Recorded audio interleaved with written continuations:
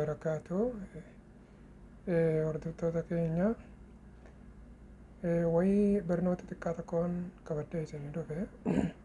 Barnoonni keenya kaarraa waa'ee jawwaala shaanaa hin dhaabne yookiin rakkoo shaanaa jawwaalli kee rakkoon isaa shaanarraa ta'uu yookiin rakkoon isaa maalii jettee beekuudhaaf barmaaja tokko jira jechuu barmaaja shaana san itti ilaaltuu jechuu.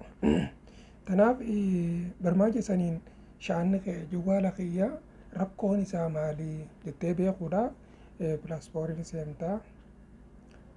Eega pilaaspoorii seentee bakka waan jettu kana elektook jettee barreessita. Isa kana barmaanyi elektook baatirii helnim jaa isa kanaa jechuu barmaanyi inni bantaa barmaaja kana ni agartan jee yaada. Ani waan ilaalee jiru gadillee buusuu hin barbaadu jechuu. Isan gabbuufattaniiti yoo jawwaala keessarra gabbuufattan malee isaniin ta'uu jechuu.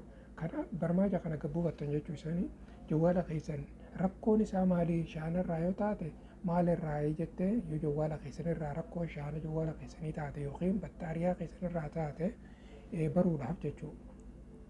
Amma isa tokkoffaa kana ni dhooytanii eegisee gabbuuftan laal gud jaa gud yoo jee shaanni jawwaala keessanii rakkoo takkaan qabuu jechuu. Yaani jawwaalli keessan battaariyaan isaa baay'ee bareedaadha. Yoo bakka tana lawu qajaa'u taate rakkoo qabaa jechuu. Rakkoo isaa san beekuudhaaf yookiin rakkoo waan sanii jawwaala keetii beekuudhaaf rakkoo isaa san irraa hambisuudhaaf tokkoffaa shaana jawwaala keetii hanga dhumaa irratti hanga inni keessaa duwwaa ta'utti itti ilaaltaa jechuu jawwaala kee. Eegin sifirii ta'ee waa takka keessaa dhabatte booda achi booda shaana haaretti itti keessaa jechuu. Amma eegatti keessa hanga inni dhibba ta'u barmaanyi qullaadima gabbuuftee jawwaala keetirraa qabaachuu qabataa jechuu yeroo saniif itti guuttaa jechuu. Egaa inni maliyaana dhibbarraa dhibba ta'e booda akkasitti jawwaala keessan waan ta'uusaa beektanii jechuu.